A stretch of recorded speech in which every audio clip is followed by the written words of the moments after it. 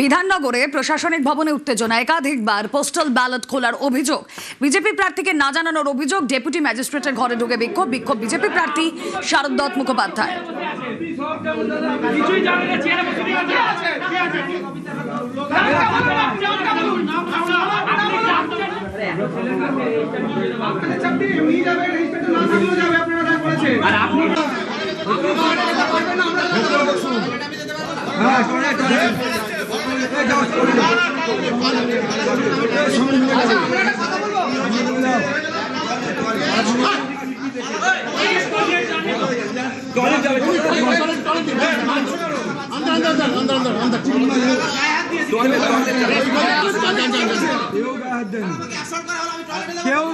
যে ছবি আপনারা দেখছেন, ডেপুটি ম্যাজিস্ট্রেটকে হেনস্থা, বিজেপি প্রার্থীকে না জানানোর অভিযোগ, ডেপুটি ম্যাজিস্ট্রেটের ঘরে ঢুকে বিক্ষোভ। অনুপ রয়েছেন সঙ্গে। অনুপ, বিধাননগর পঞ্চায়েত ভবনে পোস্টাল ব্যালট খোলাকে কেন্দ্র করে ব্যাপক উত্তেজনা। বিধাননগর বিধানসভা যে কেন্দ্র, সেই বিধানসভা কেন্দ্রে অনুমতি একেবারে ছাড়াই কিন্তু এই পোস্টাল ব্যালট বারবার খোলা হচ্ছে, এমনটাই বিজেপির পক্ষ থেকে অভিযোগ করা হচ্ছে।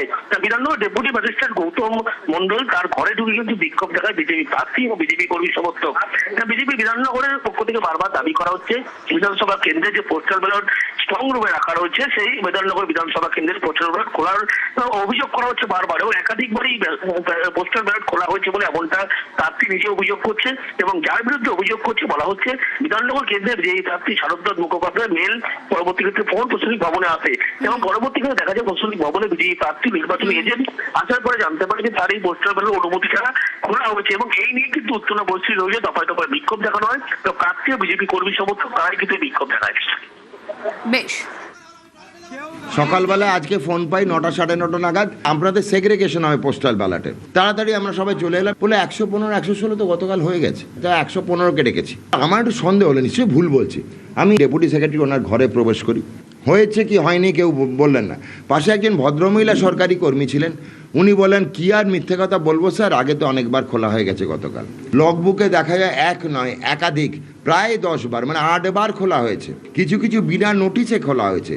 আমাদের যে ট্রেজারি অফিসার টিও আছেন যিনি, তিনি বলেছেন সব ভার্বাল অ্যাডভাইসে খোলা হয়েছে, মানে মুখে বলে খুলে দে স্ট্রং রুম, খুলে গেল। এখান থেকে এআরও আমাকে ফোন করে এবং গৌতম মন্ডল সাহেবের সঙ্গে কথা বলি যে এরকম ওরা সেগ্রিগেশন করতে চাইছে। তখন এআরও সাহেব এখানে হ্যাঁ সামনাসামনি কথা হয়েছে।